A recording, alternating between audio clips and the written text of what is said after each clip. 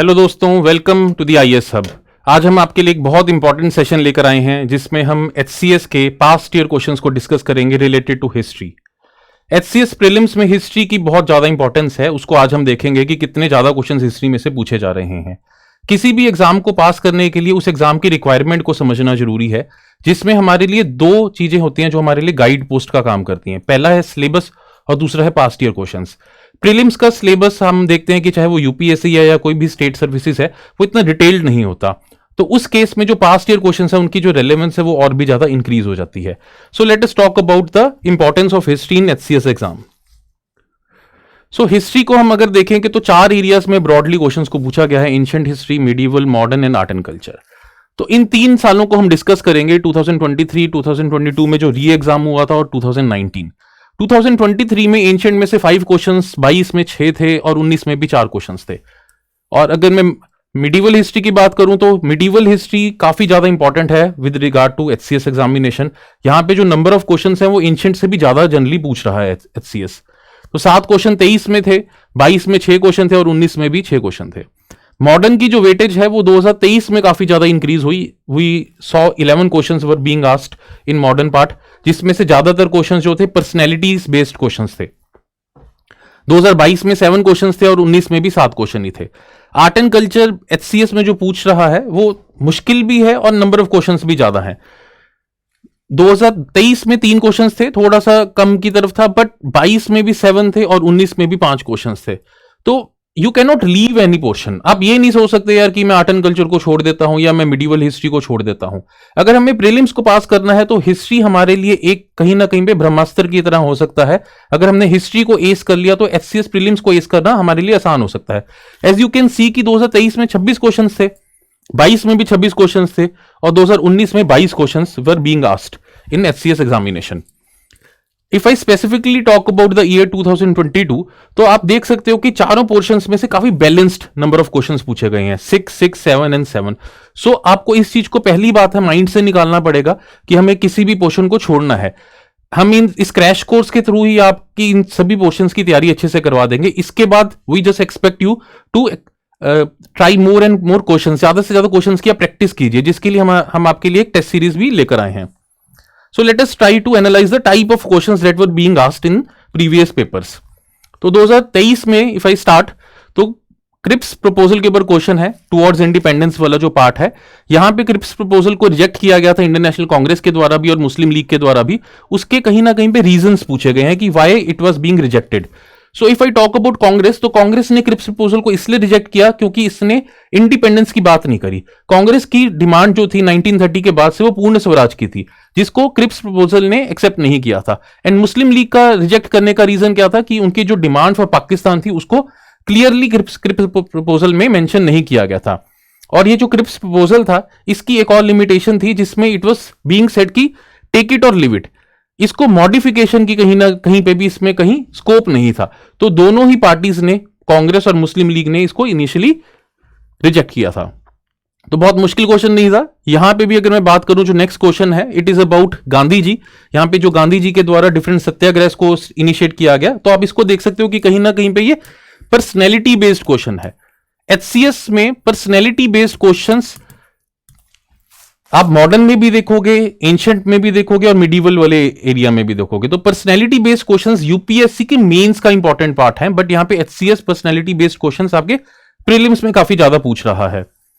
So let us see this question. यहां पे बहुत मुश्किल क्वेश्चन नहीं है, सिंपल क्वेश्चन है जहां पे क्रोनोलॉजी के बारे में पूछा गया है। तो गांधी जी के जो सत्याग्रह थे उनकी क्या क्रोनोलॉजी है। एज वी ऑल नो कि गांधी जी ने अपना जो पॉलिटिकल करियर है यहाँ पे इंडिया में वो चंपारण सत्याग्रह के साथ शुरू किया, जो कि 1917 में हुआ था। और चंपारण सत्याग्रह ही वो टाइम पीरियड था जिसमें गांधी जी ने कहा कि मुझे ऐसा लग रहा था कि लोगों की सेवा करके rather I am being able to witness God. उन लोगों की जो दर्द है उसमें मैं ईश्वर को देख सकता हूं। उसके बाद Gandhi ji went to Ahmedabad mill strike and उसके बाद साथ ही साथ खेड़ा सत्याग्रह भी शुरू हुआ था। एज यू कैन सी कि खेड़ा सत्याग्रह और अहमदाबाद मिल स्ट्राइक में बहुत ज्यादा डिफरेंस नहीं था, सिर्फ एक सिंगल वीक का ही डिफरेंस था।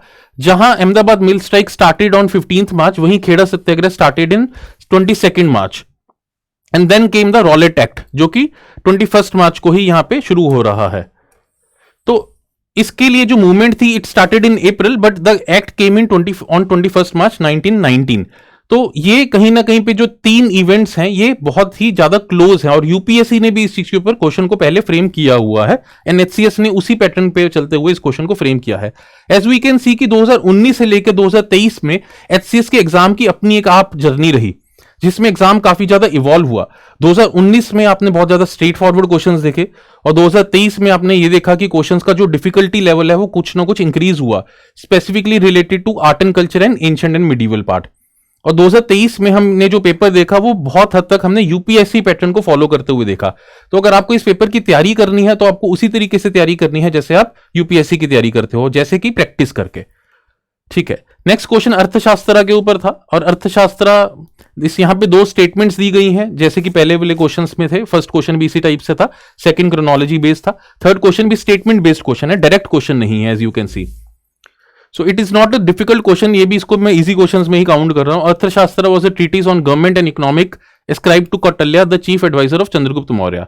तो बिल्कुल ठीक बात है, कौटिल्य ने अर्थशास्त्र को लिखा था जिसमें उसने स्टेट क्राफ्ट के बारे में बताया, जिसने वहां पे जो सोसाइटी है उसके बारे में बात करी, इकोनॉमी के बारे में बात करी।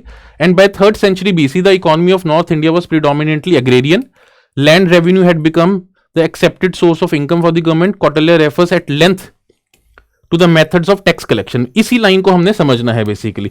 जो अर्थशास्त्र था उसने सेंट्रलाइजेशन ऑफ पावर्स के बारे में बात करी और साथ ही साथ उसने बहुत इलेबोरेट प्रोसीजर को समझाया कि किस प्रोसीजर को फॉलो करके जो आपको एडमिनिस्ट्रेशन है उसको रन करना है। और यही सेम जो चीज थी वो कहीं ना कहीं पे लैंड एडमिनिस्ट्रेशन के ऊपर भी लागू होती थी। तो इस क्वेश्चन को अगर आपको इतना डिटेल में नहीं भी पता तो भी आप अपनी कॉमन सेंस के बेसिस पे इस क्वेश्चन को सॉल्व कर सकते हैं।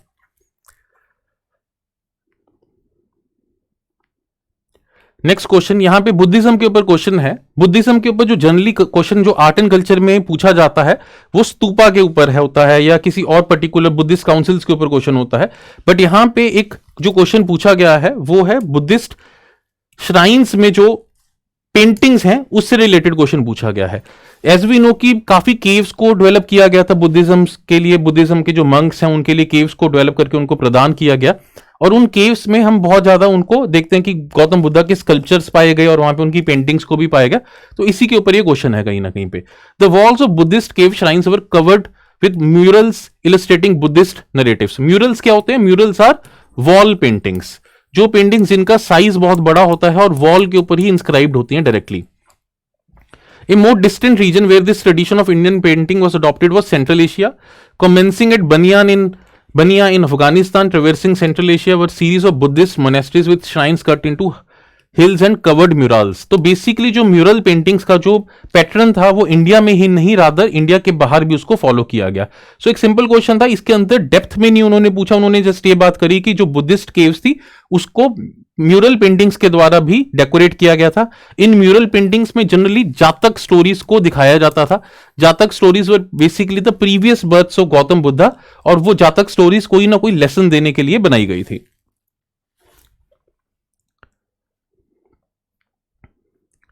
नेक्स्ट क्वेश्चन ये भी मुश्किल क्वेश्चन नहीं है। आप देख सकते हो कि जो क्वेश्चंस नंबर ऑफ क्वेश्चंस ज्यादा पूछ रहे हैं हिस्ट्री में से और इन डेप्थ क्वेश्चंस इतने ज्यादा नहीं है। तो हिस्ट्री में जो जनरली जो क्वेश्चंस पूछे जा रहे हैं they are in the domain from easy to medium. Difficult questions भी हैं कुछ कुछ, बट डिफिकल्ट क्वेश्चंस का नंबर कम है। तो हिस्ट्री को आप अपना इंपॉर्टेंट सोर्स बना सकते हो जिसके बेसिस पे आप इस पेपर को पास करने के लिए आगे बढ़े।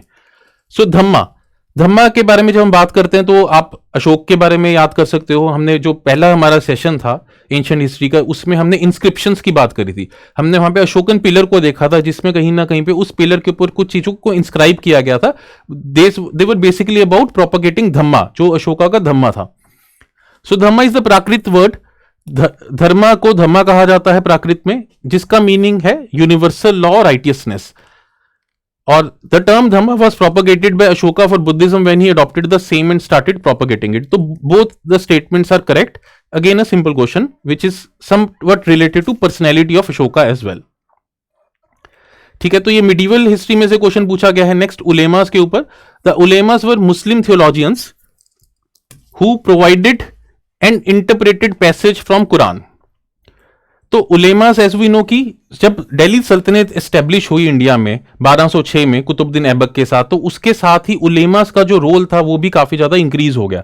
उलेमास एक एडवाइजर की तरह काम किया करते थे सुल्तान को, और ये चीज आगे हम मुगल पीरियड तक भी कंटिन्यू होते हैं देखेंगे।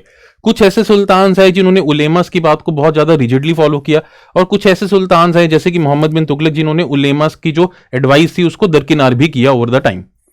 तो the sultan was required to show respect at least ostensibly for Islamic institutions and preeminently to ulemas. This involved the granting of endorsements to religious causes and offices to ulemas, building of mosques.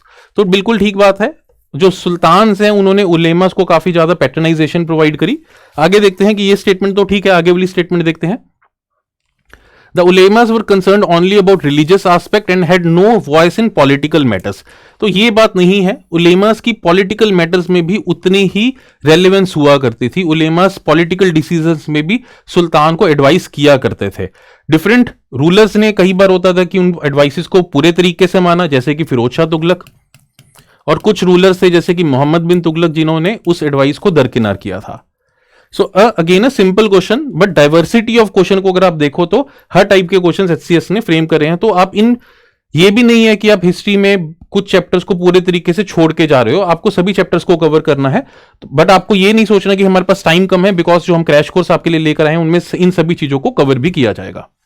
Next question, Rowlatt act. As we know, पहले अभी हमने question देखा है Rowlatt act के ऊपर, इसके बाद हम आगे वाले सालों में भी देखेंगे कि रॉलेट एक्ट के ऊपर एचसीएस ने क्वेश्चंस को रेगुलरली फ्रेम किया है।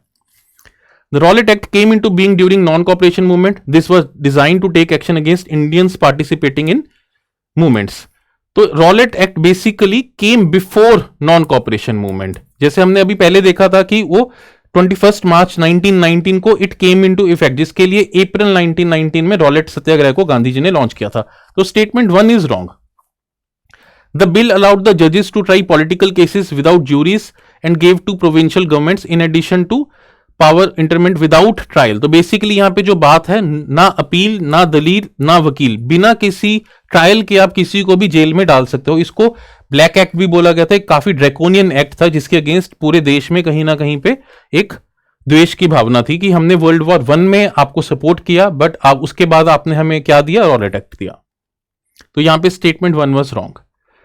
नेक्स्ट क्वेश्चन है, यहां पे असर्शन और रीजनिंग का क्वेश्चन है, जिसमें बेसिकली ये पूछा गया है कि क्या जो रीजनिंग है वो असर्शन का करेक्ट एक्सप्लेनेशन उसको दे रहा है या नहीं दे रहा है। So let us look at the options, let us look at the statements.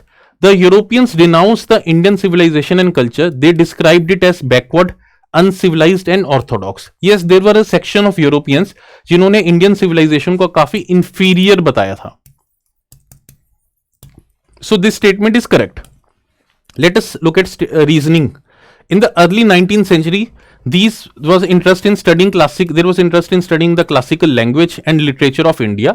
A number of scholars took to Indology and one of them was Max Muller. तो ये बात भी ठीक है कि there was a section of Europeans जिन्होंने Indology को propagate किया। Indology is basically understanding the Indian traditions, culture on the basis of Indian books such as Bhagavata Purana, such as Mahabharata, उनके बेसिस पे इंडियन सोसाइटी को जब आप समझने की कोशिश करते हो, जो क्लासिकल टेक्स्ट हैं उसको इंडोलॉजी बोला जाता है। तो ये कहीं ना कहीं पे दो डिफरेंट स्ट्रीम ऑफ थॉट्स थे यूरोपियंस के। एक स्ट्रीम ऐसा था जो इंफीरियर समझ रहा है, और दूसरा स्ट्रीम ऐसा था जो कहता था कि नहीं, ये जो कल्चर है अपने आप में काफी ज्यादा रिच है। तो इसमें ये नहीं हो सकता कि it is a reasoning for this assertion. So both the statements are correct, but R is not the correct explanation of A. Next question. Indian National Congress was started by A.O. Hume under the official direction, guidance and advice of Lord Dufferin, the Viceroy.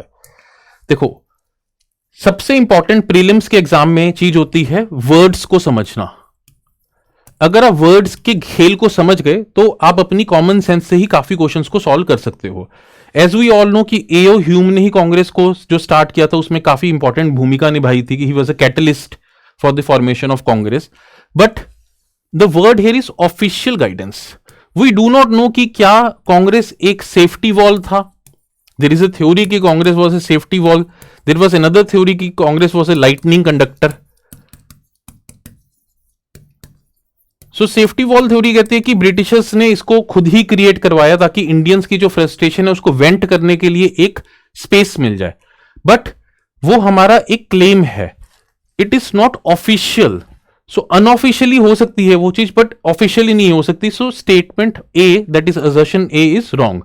The Indian National Congress was to provide a mild, safe, peaceful and constitutional outlet और safety valve for rising discontent among masses. तो ये चीज ठीक है, ये एक reason हो सकता है कांग्रेस का फॉर्म होने का, बट ऑफिशियल गाइडेंस नहीं थी। तो यहां पे statement A is wrong, but statement R is correct. दो ऑप्शन डी इसका सही आंसर बनता है। Next question, doctrine of lapse formulated by governor general Dalhousie. So again a sort of personality based question. Regarded the right of an adopted heir to the throne and state automatically lapsed into British dominion if the ruler died without biological natural heir. तो as we all know कि जो doctrine of lapse है उसको डलहौजी ने लेकर आया था ताकि वो ज्यादा से ज्यादा जो स्टेट्स हैं, प्रिंसली स्टेट्स हैं, उनको डायरेक्टली इंटीग्रेट कर पाए, और यही उसका एक मेथड हुआ करता था। It was one part of Dalhousie's programme of bringing a unified India under strict control by doing away with alternate sovereignties held by Indian rulers and principals. तो यहां पे जो असर्शन है उसको क्लियरली जो उसका रीजन है वो यहां पे मैच कर रहा है। So option A is the answer, both A and R are correct and R is the correct explanation of A. अभी तक हमने जितने भी क्वेश्चंस को देखा है, सो वी कैन सी कि डिफिकल्टी लेवल बहुत ज्यादा नहीं है। अगर आपकी बेसिक अंडरस्टैंडिंग है हिस्ट्री को लेके, तो आप अपने कॉमन सेंस के बेसिस पे भी इन क्वेश्चंस को सॉल्व कर सकते हैं। आगे देखते हैं क्वेश्चन।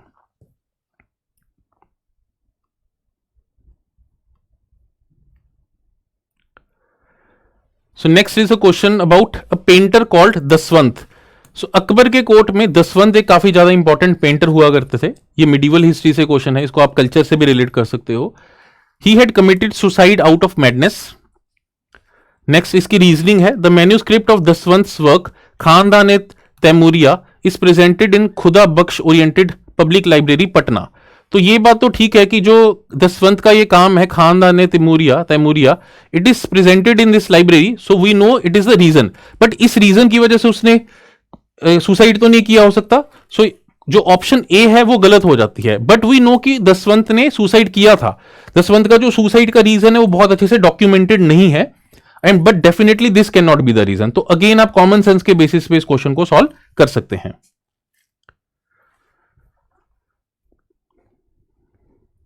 नेक्स्ट क्वेश्चन अगेन कहीं ना कहीं पे पर्सनैलिटी बेस्ड क्वेश्चन है, जहां पे अशोक के बारे में क्वेश्चन पूछा गया है।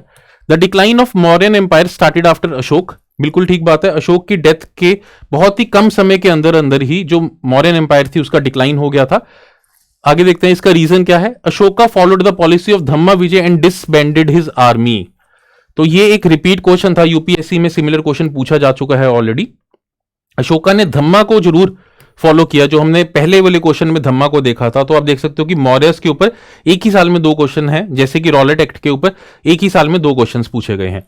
तो यहां पे धम्मा में बेसिकली आप एक सोशल मॉरल वैल्यूज को प्रमोट कर रहे हो, और इसकी वजह से अशोका ने अपनी आर्मी को डिसबैंड नहीं किया था। सो रीजन इज नॉट करेक्ट। जो स्टेटमेंट ए है वो ठीक है, बट जो स्टेटमेंट आर है वो इनकरेक्ट है।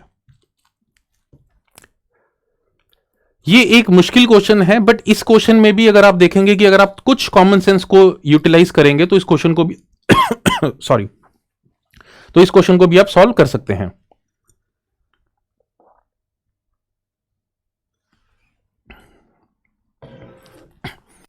हो सकता है कि आप लोगों ने पेपर के टाइम पे, अगर जिसने इस पेपर को अटेम्प्ट किया था रियल टाइम कंडीशंस में, तो उसने कभी भी इस सेक्ट के बारे में ना सुना हो। Throw light on the Lakulisha Pashupata sect. हो सकता है ये चीज आपने ना सुनी हो, बट इसमें एक वर्ड है Pashupat. Pashupati is basically related with Lord Shiva. तो लेट अस सी, इसमें ये पूछ रहे हैं कि कौन कौन से जो टेक्स्ट्स हैं उन्होंने, या टेक्स्ट और या जो एविडेंसेस हैं उन्होंने इस सेक्ट के बारे में बात करी है। Coin of Huvishka, Mathura inscription of Chandragupta two, Malati Madhava of Bhavabhuti, Ashtadhyayi of Panini, Kadambari of Banabhatta. तो अगर आप लोगों को सिर्फ एक चीज से आप रिलेट कर लें यहां पे, कि जो पाणिनि की जो अष्टध्यायी थी, it was related to grammar, और वहां पे किसी सेक्ट की बात कैसे होगी अगर आप ग्रामर के बारे में बात कर रहे हो? सो ये जो ऑप्शन है ये गलत हो जाती है। अगर हम इस ऑप्शन को निगेट करते हैं, so option 4 can not be there, तो यहां पे हमारी स्टेटमेंट 1 भी रॉन्ग हो जाएगी, यहां पे ऑप्शन ए भी रॉन्ग हो जाएगी, ऑप्शन बी भी रॉन्ग हो जाएगी और ऑप्शन डी भी रॉन्ग हो जाएगी। तो बचेगा क्या हमारे पास? Option C. तो यही इसका आंसर था। तो हमें इस ट्रिक को समझना है। यूपीएससी ने अपने जो पेपर है उसकी कॉम्प्लेक्सिटी को इंक्रीज कर दिया है। All the statements are correct, only 2 statements are correct, only 3 statements are correct, जिसमें आपको हर स्टेटमेंट के बारे में पता होना जरूरी है। बट स्टेट सर्विसेज में हमारे पास इस चीज का स्कोप रहता है कि हम अगर अच्छे से प्रैक्टिस करेंगे तो हम एलिमिनेशन टेक्निक के बेसिस पे आंसर्स को पहुंच सकते हैं, चाहे हमें उसके बारे में पूरी नॉलेज नहीं भी है। नेक्स्ट क्वेश्चन विजयनगर एम्पायर के बारे में है। अगेन मिडिवल हिस्ट्री में से एचसीएस ने क्वेश्चन पूछा है। Which of the following statements are true about Virupaksha Pampa Devi of Vijayanagara? तो विजयनगर जो एम्पायर है, एज वी कैन अंडरस्टैंड कि वो वीरूपक्षा डेटी के ऊपर बेस्ड थी। ये बेसिक नॉलेज आपको क्रैश कोर्स में भी मिल जाएगी। अगर आपने एनसीईआरटी को पढ़ा है तो भी आपको इसके बारे में पता होगा। तो मुझे डायरेक्टली ऑप्शन 3 दिख रही है यहां पे, the patron deity of Vijayanagara kingdom was Virupaksha, that is correct. The Vijayanagara rulers claim to rule on behalf of Pampa Devi, तो ये नहीं ठीक हो सकती। अगर आपका पैटर्न डेटी ही वीरूपक्षा है तो पंपा देवी के रूल के बिहाफ पे आप कैसे रूल करोगे? सो यहां पे हमारी ऑप्शन बी भी गलत हो जाएगी, डी भी गलत हो जाएगी और ए भी गलत हो जाएगी। सो यहां पे question C, that is option C हमारा सही आंसर होगा। तो अगेन थोड़ी सी कॉमन सेंस के बेसिस पे आप अगर क्वेश्चंस को अप्रोच करोगे तो आंसर्स ढूंढने आसान है। अगर आप अच्छे से हिस्ट्री को कवर कर रहे हैं तो आप 70% मार्क्स हिस्ट्री में से अपना एम कर सकते हैं कि अगर 25 क्वेश्चन या 20 क्वेश्चन आ रहे हैं तो आपके 14 से 16-17 क्वेश्चन तक आप ठीक कर सकते हो, विच is a very good number. Let us look at other question. Next question. Ganesh Shankar Vidyarthi had written Pratap that if Maharana Pratap had been in any other country except slave India, you would have been worshipped all over the country. So ये कहीं ना कहीं पे मुश्किल question इसको मैं मान रहा हूं, जो कि आप बहुत ज्यादा ऑफन बुक्स में भी नहीं पाते हो। नेक्स्ट स्टेटमेंट है इसकी, Ganesh Shankar Vidyarthi used to bring out a magazine called named Pratap from Rajasthan in 1915। सो ये गलत है, यहाँ पे मैगजीन नहीं, यहाँ पे इन्होंने न्यूज़पेपर को इशू किया था जिसका नाम प्रताप हुआ करता था, और ईयर भी यहां पे गलत है, 1915 नहीं 1913। तो कुछ क्वेश्चंस होते हैं जिनको आपको समझना है कि छोड़ना है। हर क्वेश्चन अटेम्प्ट करने के लिए नहीं होता है, कुछ क्वेश्चन स्ट्रैप्स होते हैं, जैसे कि ये क्वेश्चन था जिसमें आप कॉमन सेंस को बहुत अच्छे से यूटिलाइज नहीं कर सकते, और कहीं ना कहीं पे ये जो मेन स्ट्रीम मटेरियल है उससे थोड़ा सा हट के भी क्वेश्चन है। ठीक है, नेक्स्ट क्वेश्चन देखते हैं। In spite of opposition from Jinnah in 1937-39, the Congress did not stop singing Vande Mataram in the legislative councils. तो this statement is correct कि जिन्ना ने अपोज किया था वंदे मातरम को गाना, but as we can assume by our basic understanding also कि freedom struggle में कभी भी ऐसा नहीं हुआ कि वंदे मातरम को आपने गाना बंद कर दिया हो। वंदे मातरम को लेके पोस्ट इंडिपेंडेंस में भी कई बार हमने इश्यूज उठते हुए देखे हैं, बट कभी भी वंदे मातरम को हमने जो उसका दर्जा है उससे नहीं वापस लिया। अगर इस चीज को लेकर क्रिटिक्स ने आर्ग्यूमेंट्स देने होते तो they could have given the arguments of the pre independent India also, but ऐसी चीज कभी भी प्री इंडिपेंडेंट इंडिया में नहीं हुई थी। So this statement is correct. Sir Syed Ahmad Khan had said that first he fought for Congress, now he will fight against the unity of India. तो sir Syed Ahmad Khan ने कभी भी कांग्रेस के लिए लड़ाई नहीं लड़ी। सर सैयद अहमद खान तो अलीगढ़ मुस्लिम यूनिवर्सिटी से रिलेटेड है, तो जिन्होंने कहा था कि बेसिकली हमें मुस्लिम्स में एजुकेशन के लेवल को इंक्रीज करना है और मुस्लिम्स और ब्रिटिशर्स की जो क्लोजनेस है उसको बढ़ाना है, ताकि जो मुस्लिम्स हैं they are able to take benefits of the British rule. तो यहां पे कभी भी उन्होंने फॉट फॉर द कांग्रेस वाली चीज नहीं है। So this statement is wrong. So option C हमारा आंसर बनेगा, जिसमें स्टेटमेंट 1 इज इनकरेक्ट एंड ये कहीं ना कहीं पे ये गलत लिखा गया है। यहां पे स्टेटमेंट 1 इज करेक्ट एंड जो स्टेटमेंट 2 है वो इनकरेक्ट है। ठीक है, नेक्स्ट क्वेश्चन की तरफ चलते हैं। Statement 1 is correct and statement 2 is incorrect. Next question, Kanishka built a stupa and vihara at Peshawar. ये भी बेसिक ही बात है। जो कुशान्स थे उनकी एक इंपॉर्टेंट जो उनका रीजनल सेंटर था वो मथुरा था, दूसरा जो उनका इंपॉर्टेंट रीजनल सेंटर था वो पेशावर था, और इसके अलावा तक्षशिला था। तो 3 उनके इंपॉर्टेंट सेंटर्स हुआ करते थे कुषाण रूल के। तो पहला ही स्टेटमेंट है Kanishka built stupa and vihara at Peshawar. So ये चीज ठीक है, यहां पे पेशावर में काफी स्तूपास एंड विहार्स को बिल्ट किया गया था। In the excavation of stupas and viharas of Peshawar idols of Buddha and Kanishka are found and not of Indra and Brahma. तो कनिष्क के जो स्तूपास हैं, जो कनिष्क के आइडल्स हैं, वो कभी भी विहार या स्तूपास के पास नहीं पाए गए। उसने अपने आइडल्स को नहीं प्लेस किया। हम हिस्ट्री में सिर्फ एक ही किंग को देखते हैं कि जिसने अपने खुद के आइडल्स को प्लेस कर दिया था टेंपल्स के अंदर, जो कि चोला एम्पायर में थे, जिन्होंने अपने और अपनी वाइफ के जो आइडल्स हैं उनको बृहदेश्वरा टेंपल में इंस्टॉल किया था। ये चीज कनिष्क के साथ नहीं थी। उसने अपने आइडल्स को जरूर बनाया था, बट वो स्तूपास और विहारस में नहीं बनाए गए थे। रादर इंद्रा और ब्रह्मा के जो आइडल्स है वो पेशावर में जरूर पाए जाते थे।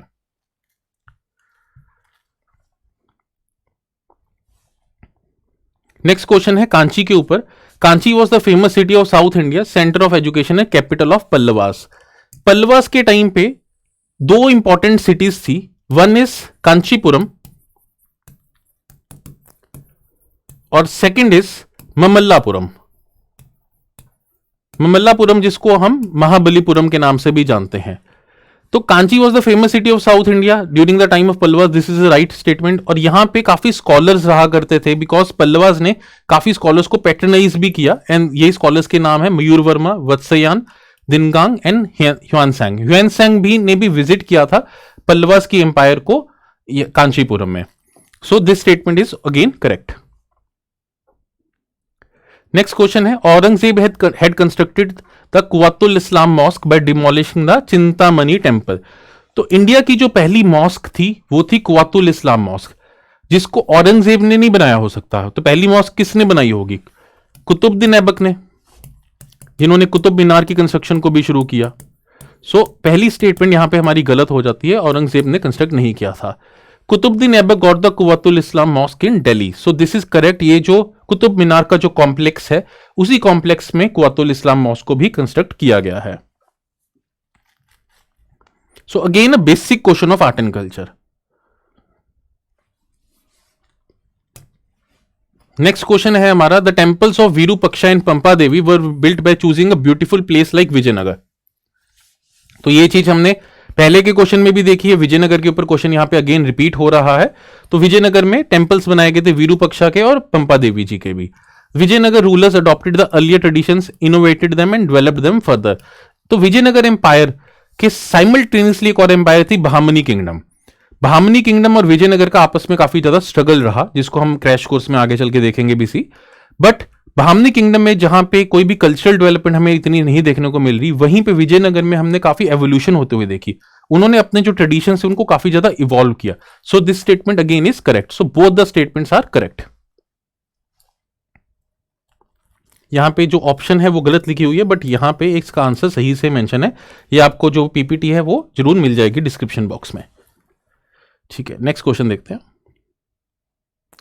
ये एक मुश्किल क्वेश्चन था, जिसको मैं मानता हूं कि बहुत बच्चों को इस क्वेश्चन को सॉल्व करने में दिक्कत आई होगी। अगर आपने 2023 का एक्चुअल एग्जाम दिया था या अगर आप इसको अभी भी प्रैक्टिस कर रहे हैं इस पेपर की, तो इस क्वेश्चन को हम देखते हैं। यहां पे ट्रीटीज को पूछा गया, लिटरेचर के बेस पे ये क्वेश्चन है, आर्ट एंड कल्चर का जो कॉम्प्लेक्स है। ये क्वेश्चन आप छोड़ सकते थे, बिकॉज इसमें गेस करना भी आपके लिए मुश्किल होगा। Composition of Basant Vilas in Sanskrit. Basant Vilas was basically a treatise on eroticism, common man की लव स्टोरी के ऊपर ये ट्रीटीज था। इसमें इसको उदय राज ऑफ गुजरात ने कंपोज किया था। And then second, translation of Bhagavad Gita into Bangla, it was done by Maladhar Basu. Third is composition of Tapati Samvaranamu Upakhyanamu. Sorry for the pronunciation, काफी मुश्किल वर्ड है मेरे लिए भी ये इस टाइम पे इसको प्रोनाउंस करना। ऑल्दो मैंने इसको पढ़ा हुआ है 1-2 बार पहले सही से, बट ये मुश्किल वर्ड है। यहां पे गंगाधर जी ने इसको प्रपोज किया था। ये एक प्ले था बेसिकली, और क्रिएशन ऑफ मुहूर्त माला, अ ट्रीटीज ऑन मुहूर्त वाज डन बाय रघुनाथ। सो एक मुश्किल क्वेश्चन था, जिसको एक्चुअल एग्जाम कंडीशंस में अगर आपको नॉलेज नहीं है तो आप इसको छोड़ सकते हो। Let us proceed to next question. Okay, तो ट्रेवलर्स के ऊपर यहां पे क्वेश्चन आया है हमारा, ट्रेवलर्स इन मिडीवल एज। तो यहां पे ट्रेवलर्स के बारे में है मनुची, बर्नियर, बारबोसा एंड टेवर्नियर। तो यहां पे एज वी नो कि एक सिंगल ट्रेवलर है बर्नियर, जो प्रोबेबली हर बच्चे ने सुना होगा जिसने एनसीईआरटी को रीड किया है, उसके बारे में पढ़ा होगा। तो he was a physician at the court of Dara Shikoh and then at the court of Aurangzeb. तो यहां पे जो सेकंड ऑप्शन है वो डी के साथ कॉरेस्पॉन्ड हो रही है, सो सेकंड डी, बट यहां पे ए और सी को आप इस तरीके से कैंसल आउट कर सकते हो। नेक्स्ट यहां पे हमें बेसिकली फाइंड आउट करना है ए इज 3, तो ए को भी आप डायरेक्टली यहां पे कनेक्ट कर सकते हो कि description of Indian trade and society was done by Barbosa. तो जो आपके लिए इंपॉर्टेंट डीमार्केटिंग फैक्टर होगा वो बी और सी के लिए होगा। So let us look at B, visited India 6 times. तो जो ट्रेवर्नियर है ही वॉज अ मर्चेंट, और जो मर्चेंट है वो बार बार इंडिया को विजिट कर रहे थे ताकि वो इंडिया में से ट्रेड को फॉलो कर पाए। सो ही विजिटेड इंडिया 6 टाइम्स। सो इससे हमारा जो ऑप्शन है वो क्लियर हो जाता है, that is option D.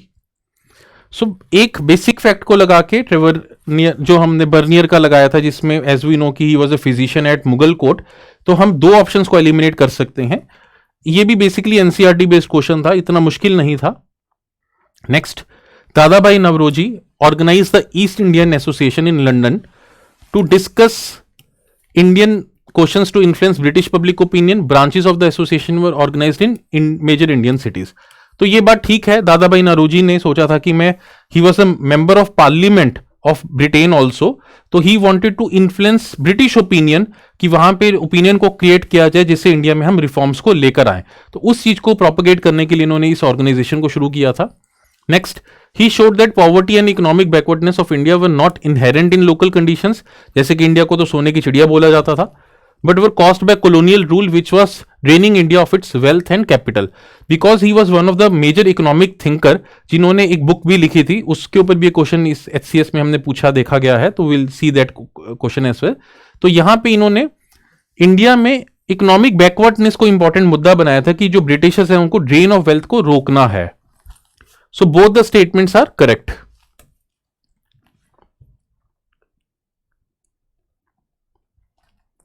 Next question है, in message to Indian Labour Journal in November 1933, Jawaharlal Nehru emphasized that both social and national struggles were basic, that in neither should a compromise be made.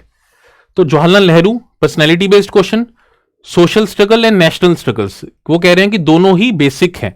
As we know कि जो जवाहरलाल नेहरू थे वो socialistic जो विचारधारा है उससे प्रभावित थे, तो डेफिनेटली इन्होंने ये चीज बोली हो सकती है कि भाई सोशल स्ट्रगल भी उतना ही इंपॉर्टेंट है जितना नेशनल स्ट्रगल है। And he urged working class to play its role in anti imperialist struggle. He wanted कि जो वर्किंग क्लास है, जो पीजेंट्स हैं, जो फार्मर्स हैं, वो फ्रीडम स्ट्रगल में ज्यादा रोल प्ले करें। सो ये उनकी जो सोशलिस्टिक टेंडेंसीज थी उसी का है कहीं ना कहीं पे एक आउटशूट था। So both the statements are correct. Again a simple question on personality. Subsidiary alliance के ऊपर क्वेश्चन है। सब्सिडरी अलायंस को भी आप एक पर्सनैलिटी से जोड़ के देख सकते हो, दैट इज लॉर्ड वेल्सले, जिन्होंने इस अलायंस को लॉन्च किया था। इसके क्या क्या टर्म्स थे, क्या कंडीशन है, उसके ऊपर क्वेश्चन है। ब्रिटिशर्स रिस्पॉन्सिबल होंगे अपने अलाय को प्रोटेक्ट करने के लिए from external and internal threats.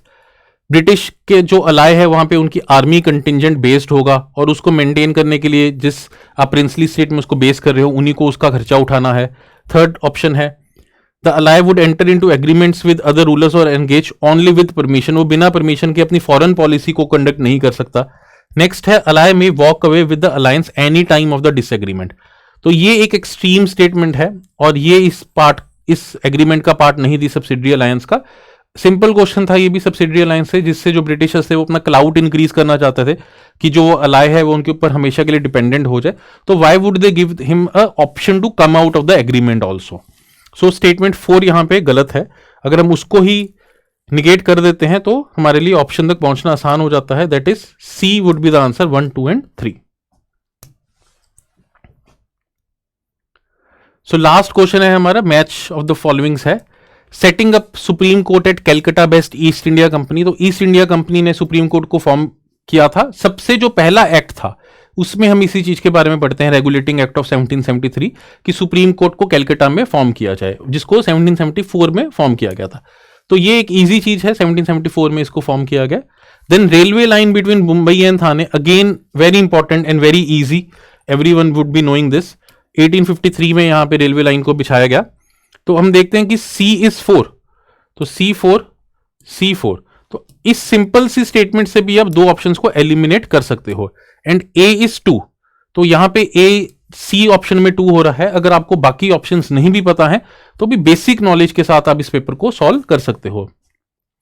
So this was the paper of 2023. अगर मैं इस पेपर में मुश्किल क्वेश्चंस की बात करूं जो आप छोड़ सकते थे, जो आपको अगर उनके बारे में नॉलेज नहीं है तो हम उनको छोड़ सकते हैं.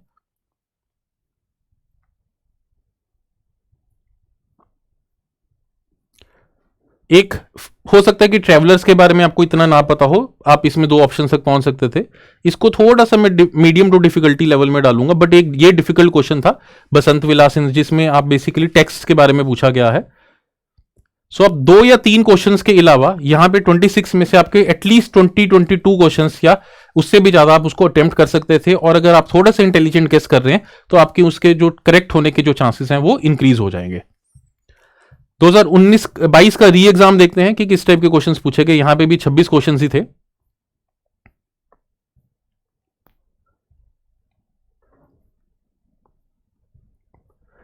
ओके, तो ये प्लेसेस के ऊपर क्वेश्चन है, ये भी कॉमन सेंस का क्वेश्चन है. असम को क्या बोला जाता है, मेघालय को क्या बोला जाता है, उत्तराखंड को क्या बोला जाता है, एंड केरला को क्या बोला जाता है. तो मेघालय, मेघ जिसके वर्ड में ही क्लाउड है, Meghalaya is called as abode of clouds. Simple question. Kerala and Uttarakhand. Kerala को बोला जाता है गॉड्स ओन कंट्री, की इतनी सुंदर जगह है कि भगवान खुद ही वहीं पे रहते हैं, God's own country.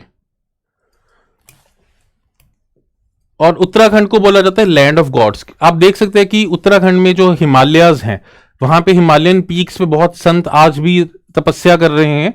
And they feel कि जो गॉड हैं वो हिमालयाज में रहते हैं, जो शिव भगवान है वो हिमालयाज में रहते हैं, तो इसलिए उसको लैंड ऑफ गॉड्स भी बोला जाता है.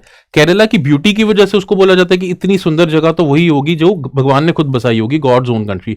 इन मेघालय को बॉर्ड ऑफ क्लाउड्स. तो इस बेसिस पे भी आप इसकी स्टेटमेंट्स को फाइंड आउट कर सकते हैं. नेक्स्ट क्वेश्चन देखते हैं.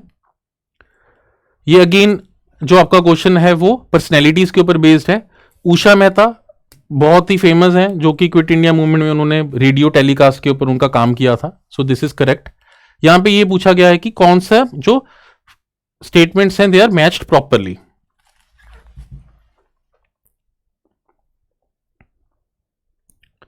Regarding Quit India movement, in context of Quit India movement. तो उषा मेहता ने क्विट इंडिया मूवमेंट में रेडियो टेलीकास्ट का काफी अच्छा काम किया था, अंडरग्राउंड रेलवे जो टेलीकास्ट था. And next is KT Bhashyam. KT Bhashyam ने लेबर अनरेस्ट में काम किया था, he was a labour leader. Chittu Pandey, जिन्होंने running independent local government Ballia में इन्होंने एक अपनी इंडिपेंडेंट गवर्नमेंट को फॉर्म किया था. हमने कई इंडिपेंडेंट गवर्नमेंट्स को फॉर्म होते हुए देखा था ड्यूरिंग क्विट इंडिया मूवमेंट, जैसे कि प्रीति सरकार थी महाराष्ट्र में. इसी तरीके से यहाँ पे बलिया में चिट्टू पांडे ने एक गवर्नमेंट को फॉर्म किया था. Matangini Hazra, attack on police station, she was basically killed in this attack on police station. इनको वुमेन गांधी भी बोला जाता था, इनको ओल्ड गांधी भी बोला जाता था, जिसके ऊपर हमने आगे भी एचसीएस में क्वेश्चन आते हुए देखा है. तो बेसिक क्वेश्चन था.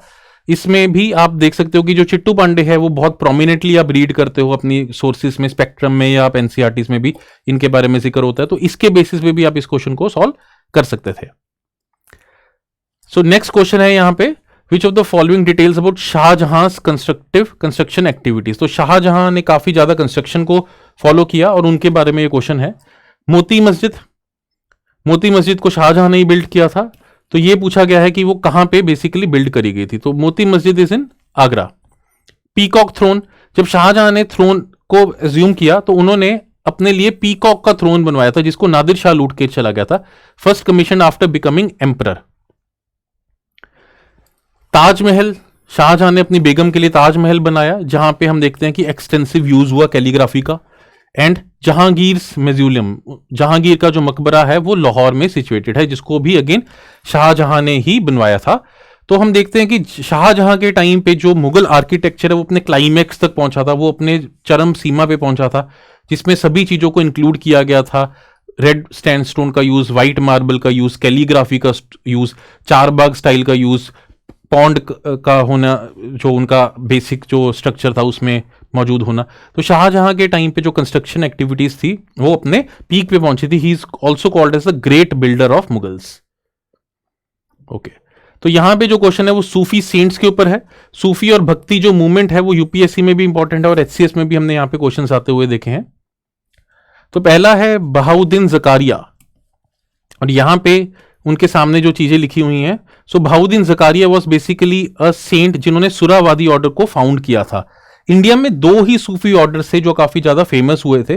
पहला सूफी ऑर्डर तो चिश्ती ऑर्डर था, और जो दूसरा ऑर्डर था वो था सुरावादी ऑर्डर।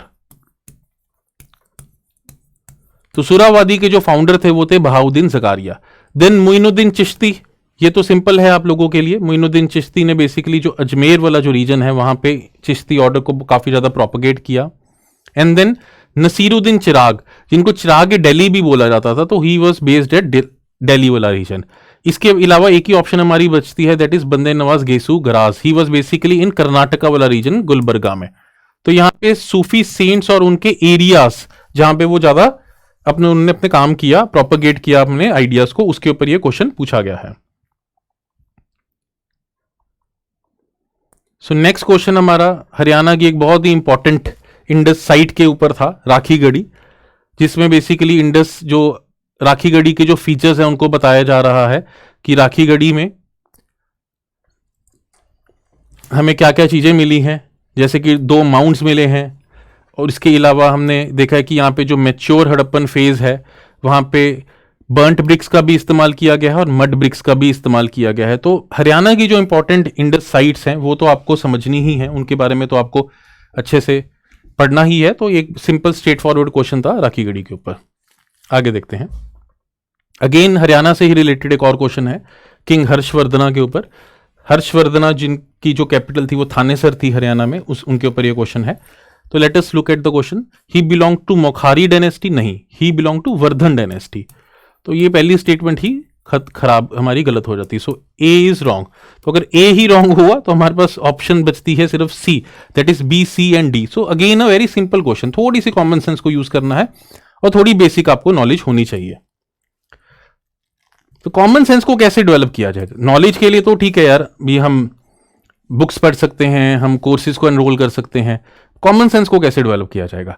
कॉमन सेंस को डेवलप करने के लिए जो सबसे अच्छा तरीका होता है वो होता है प्रैक्टिस, जिसके लिए हम आपके लिए लेकर आए हैं संभव टेस्ट सीरीज।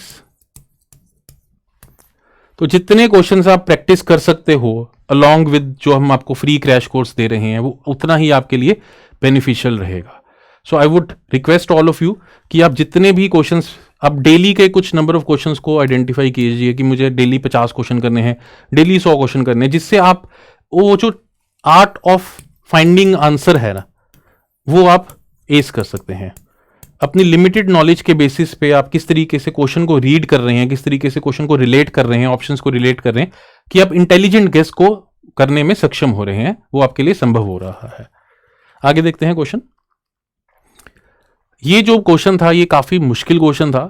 इसको मैं ऑर्डिनरीली बोल दूंगा कि ये क्वेश्चन आप छोड़ सकते थे, क्योंकि यहाँ पे टेम्पल्स की कंस्ट्रक्शन के ऊपर था कि उसको क्रोनोलॉजिकल ऑर्डर में आपको अरेंज करना है। So it was a very difficult question. ये आपकी जो स्टेटमेंट है, एक्सप्लेनेशन है, इसमें आपको सारी स्टेटमेंट मिल जाएगी। जो मीनाक्षी अम्मा टेम्पल है वो पहले 14th सेंचुरी में बनाया गया, उसको फिर 17th सेंचुरी में रिकंस्ट्रक्ट किया गया। जो विट्ठल टेम्पल था वो 15th सेंचुरी में बनाया गया। पडटल के जो विरूपक्षा टेम्पल्स हैं वो 1740-45 में बनाए गए। बृहदेश्वरा टेम्पल सिर्फ एक था जो हो सकता है कि आप लोगों में से ज्यादातर बच्चों को पता हो, विच वॉज कंप्लीटेड इन 1010। इसी टेम्पल के बारे में मैं बात कर रहा था कि जिसमें जो किंग था, चोला जो किंग था, उन्होंने अपनी और अपनी वाइफ के जो स्कल्पचर्स हैं वो इंस्टॉल कर दिए थे। आगे देखते हैं। ये कहीं ना कहीं पे जो क्वेश्चन है वो संगम लिटरेचर के ऊपर क्वेश्चन है। संगम लिटरेचर में इंपॉर्टेंट चीज हो जाती है टर्म्स एंड टर्मिनोलॉजी। तो यहां पे टर्म्स के ऊपर कहीं ना कहीं पे क्वेश्चन है तोलकापियम। तो ये सेकंड जो संगम था उसका जो सर्वाइविंग वर्क है वो सिर्फ तोलकापियम ही है, जिस which is a Tamil grammar. So B is 4।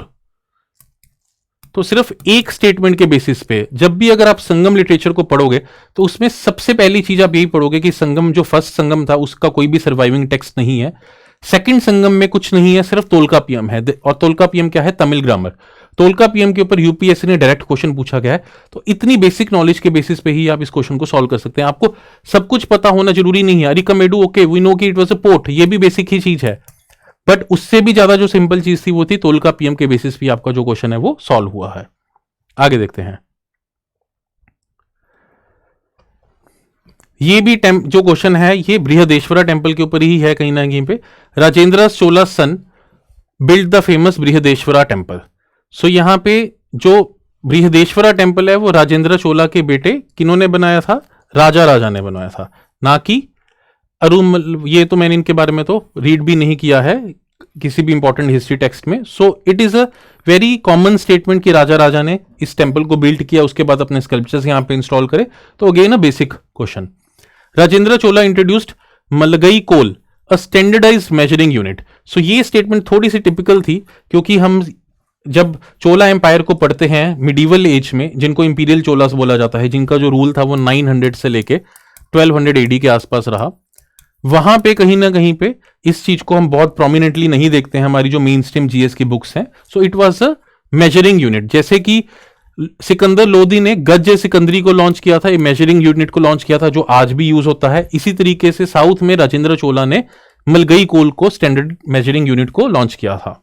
Okay, आगे देखते हैं। यहां पे मुगल इंडिया के ऊपर क्वेश्चन है, उनकी एडमिनिस्ट्रेशन के ऊपर। इसको हमने हाईएस्ट टू लोएस्ट लेवल में अरेंज करना है। हाईएस्ट टू लोएस्ट लेवल में भी मुगल जो एडमिनिस्ट्रेशन है, जिसको हम देखते हैं कि it was divided into subahs, that is provinces. सबसे नीचे आता है हमारा विलेज, दैट इज ग्राम। उसके बाद हमारे आते हैं Parganas, that is group of villages. उसके बाद आते हैं हमारे शिफ्ट, दैट इज डिस्ट्रिक्ट्स। तो यहां पे यही क्वेश्चन पूछा गया है कि जो ऑफिसर्स हैं इन डिविजन्स के ऊपर, वो उनको आपको हाईएस्ट से लोएस्ट में लगाना है। तो सूबेदार, तो सूबा का हेड तो सूबेदार ही होगा। तो आमीन भी, सी ऑप्शन भी गलत हो जाती है और आपकी ए ऑप्शन भी गलत हो जाती है। तो ये एक चीज थी जो कि आप इससे करेक्ट कर सकते हो। विलेज का हेड को मुकद्दम बोला जाता था। तो यहां पे अगेन इन दो बेसिक नॉलेज के बेसिस पे ही आप इस क्वेश्चन को सॉल्व कर सकते हैं। सूबेदार के बाद फौजदार, फिर आमीन who was the head of parganas, and then मुकद्दम who is the head of village. Okay, next question है। यहां पे आपको पर्सनैलिटीज को अरेंज करना है with important events around them. तो टीपू शाह, डुडू मियां, चैत सिंह एंड टीटू मीर। तो डुडू मियां जो है उनको हम काफी प्रोमिनेंटली पढ़ते हैं कि he was involve with Faraizi movement. तो फरजई मूवमेंट में डुडू मियां का काफी इंपॉर्टेंट रोल था। तो बी का यहां पे सेकंड हो जाता है। तो इसके बेसिस पे आप दो ऑप्शंस को एलिमिनेट कर सकते हो। जो टीपू शाह थे, he was associated with Pagalpanthi order. So option A is 4। तो इसके बेसिस पे आप अगेन इस क्वेश्चन को सॉल्व कर सकते हैं। पागलपंथी भी एक इंपॉर्टेंट हम यहाँ पे जो इवेंट होते हुए देखते हैं मॉडर्न एज में, मॉडर्न इंडिया की जो हिस्ट्री है उसमें। तो इसके बेसिस पे अर्ली मॉडर्न वाला जो पार्ट है, इन दोनों ऑप्शंस के बेसिस पे आप इस क्वेश्चन को सॉल्व कर सकते हैं। तो next question, Manjusha art is an art of Angadesh present day Bhagalpur. तो बिहार वाले रीजन में भागलपुर में मंजूषा आर्ट फेमस है। कल्चर का क्वेश्चन है, थोड़ा सा मुश्किल है ये question. The main colours used in this art form of pink, green and yellow only. तो यहां पे आपको इस थोड़ा सा डेप्थ में क्वेश्चन पूछा गया है, कलर्स के बारे में बात करी गई है। तो हर एक कलर का कुछ ना कुछ सिग्निफिकेंस थी। पिंक यहाँ पे लव को सिग्निफाई करता था, सक्सेस को सिग्निफाई करता था। ग्रीन नेचर को सिग्निफाई करता था। डार्क ग्रीन फाइनेंशियल बिजनेस को सिग्निफाई करता था। Yellow youth, joy, fun, happy feelings को सिग्निफाई करता था। तो थोड़ा सा मुश्किल क्वेश्चन था। अगेन जो हमारा अगला क्वेश्चन है, ये भी मैं इसको मुश्किल क्वेश्चंस में ही काउंट करूंगा, जिसको बहुत हो सकता है कि बच्चों को ना समझ में आया हो एक्चुअल एग्जाम में। Late us look at this question. तो ये डिफरेंट आर्ट फॉर्म्स हैं और उनको रिलेट करना है आपको। दैट इज, सबसे पहले है Qila Kot. Qila Kot is basically a stencil art which is related to Sanjhi, ये भी स्टेंसिल आर्ट ही है। कोहबर, कोहबर मधुबनी में पेंटिंग्स जो थी उनको कोहबर बोला जाता था। और ये जो पेंटिंग्स हैं ये न्यूली वेड कपल्स के लिए बनाई जाती थी और ये रिप्रेजेंट करती थी फर्टिलिटी एंड लव लाइफ को। पट्टाचित्रा फेमस है, पट्टाचित्रा इतनी कॉमन है, और पट्टाचित्रा में बेसिकली इन्होंने उसके थीम्स के बारे में क्वेश्चन पूछा गया है। तो यहां पे जो थीम मेंशन किया गया है वो है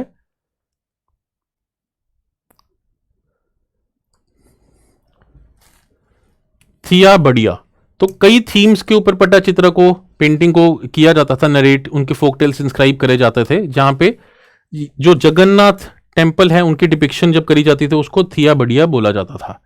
ओके, नेक्स्ट है हमारा मोराकुती पिक्चवीस, ये भी पीकॉक को डिपिक्ट करते थे। थोड़ा सा मुश्किल क्वेश्चन है, ज्यादा डेप्थ में इस क्वेश्चन को पूछा गया है। नेक्स्ट क्वेश्चन देखते हैं। Leaders who served more than once as president of Indian National Congress.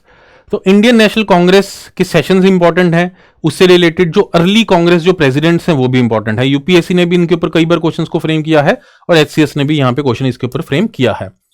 तो सुरेंद्रनाथ बनर्जी, ही was associated with Congress and वो कांग्रेस के 2 बार प्रेसिडेंट बने, first in 1895 and then in 1902।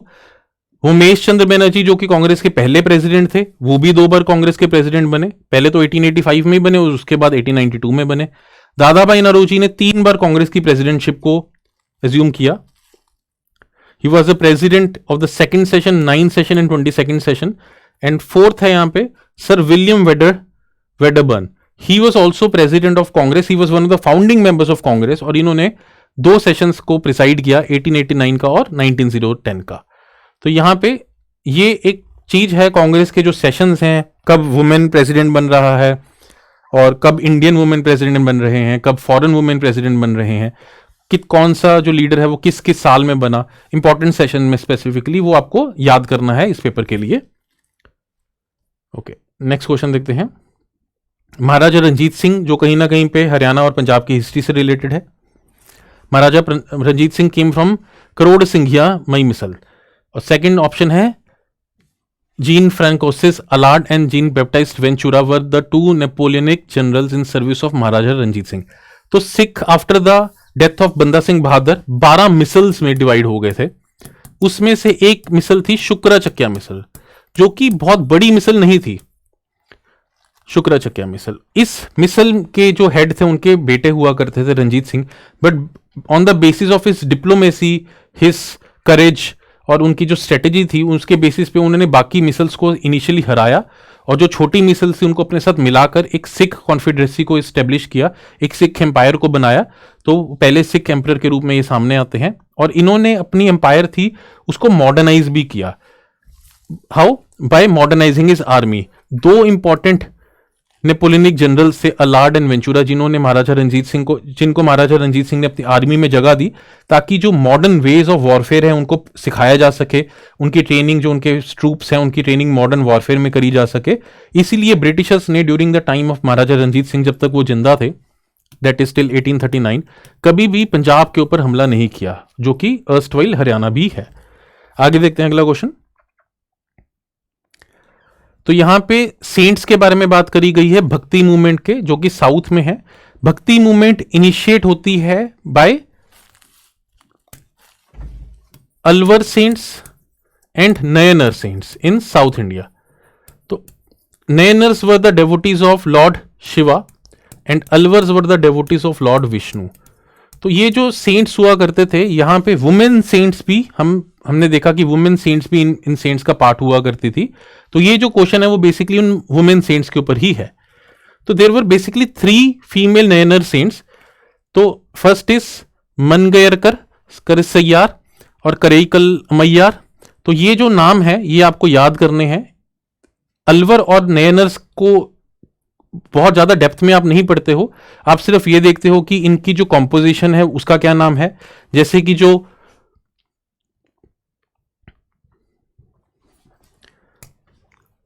Alvars हैं और दूसरे हैं हमारे नयनर्स। नयनर्स की जो कंपोजिशन है उसको बोलते हैं तिरुमुरई और अलवर्स की कंपोजिशन को बोलते हैं नलैया दिव्य प्रबंधनम।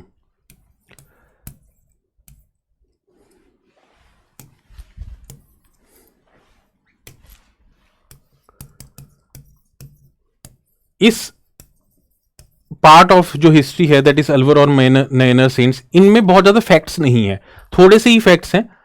पहली चीज आपको ये पता होनी चाहिए कि उनकी बुक का नाम क्या है, अलवर्स की नलिय दिव्य प्रबंधनम और नयनर्स की तिरुमुरई, और साथ ही साथ यहाँ पे जो वुमेन सेंट्स हैं उनका क्या नाम है। तो एचसीएस ने उसी चीज के ऊपर ही क्वेश्चन को फ्रेम किया है। नेक्स्ट क्वेश्चन है हमारा कॉटन प्लांटेशन इन इंडिया के ऊपर है, 19th सेंचुरी में जो हुआ था। बेसिकली ये डेक्कन राइट्स के ऊपर क्वेश्चन पूछा गया है। American Civil War of 1861 impacted cotton production in India. Yes, इस वॉर की वजह से जो ब्रिटिशर्स थे उन्होंने अमेरिका से जो उनकी कॉटन की जो इंपोर्ट कर रहे थे वो खत्म हो गए और उनको इंडियन कॉटन के ऊपर डिपेंडेंट होना बना। Cotton production boomed in Deccan countryside. By 1862 90% of the cotton import to Britain came from India. तो ये तीनों जो स्टेटमेंट्स हैं ये ठीक है।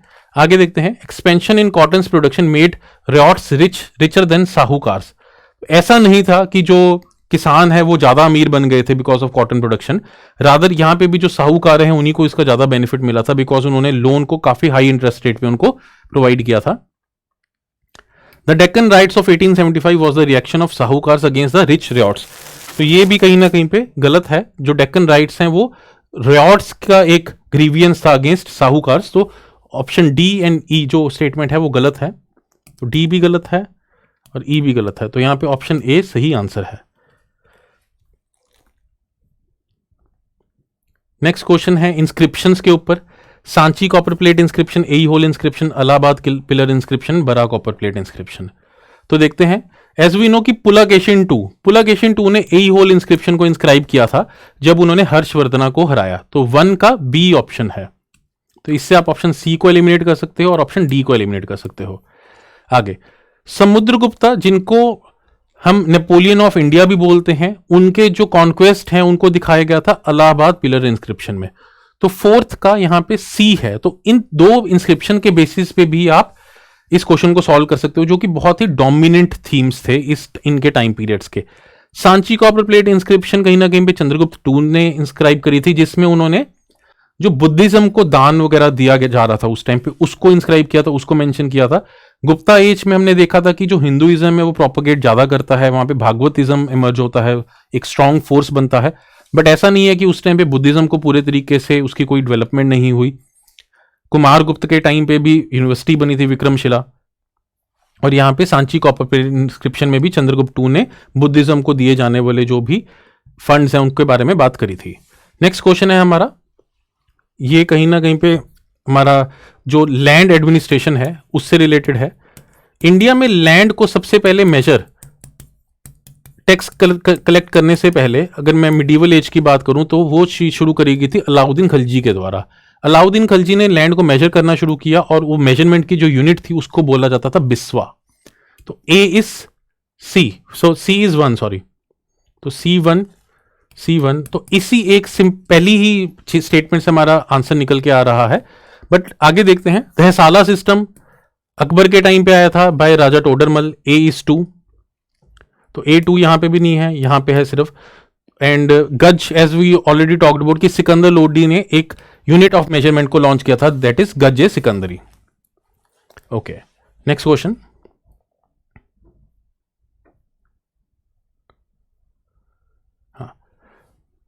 तो यहां पे अगेन जो डिफरेंट आर्ट फॉर्म्स हैं उनको आपको रिलेट करना है विद अदर एरियाज। ये एक मुश्किल क्वेश्चन था, मैं मानता हूं कि ये बहुत बच्चों को नहीं पता होगा। ये आर्ट एंड कल्चर का इन डेप्थ क्वेश्चन था। तो आप देख सकते हो कि मॉडर्न में से, मिडीवल में से और एंशिएंट में से ज्यादा जो क्वेश्चंस हैं वो डायरेक्ट हैं, वो इतने डेप्थ में नहीं है। आर्ट एंड कल्चर में से कुछ क्वेश्चंस हैं जो कि ज्यादा डीप पूछे गए हैं एचसीएस के द्वारा। तो वो आसान है हमारे लिए इस चीज को फाइंड आउट करना कि हमें किस क्वेश्चन को अटेम्प्ट करना है और किस क्वेश्चन को अटेम्प्ट हमें नहीं करना है। कुछ क्वेश्चंस होते हैं कि जिसमें आपको कंफ्यूजन ज्यादा क्रिएट करी जाती हैं, तो उसमें आप क्या करते हो कि you keep on attempting those questions और आपके गलत हो जाते हैं। कुछ क्वेश्चंस होते हैं कि यार पता ही नहीं है, तो ये एक ऐसा क्वेश्चन था जो कि काफी बच्चों को नहीं पता था इस पेपर में। तो देखते हैं, कोई बात नहीं, क्या चीजें पूछी गई हैं यहाँ पे। तो डिफरेंट आर्ट फॉर्म्स हैं और किस किस एरिया में इनको फॉलो किया गया था। सो मातानी पचेड़ी, ये जो वघारी ट्राइब थी, उन्होंने इसको प्रैक्टिस किया, इस आर्ट फॉर्म को, इस पेंटिंग को। देन फाड़ पेंटिंग्स हमारी राजस्थान में प्रैक्टिस करी जाती हैं।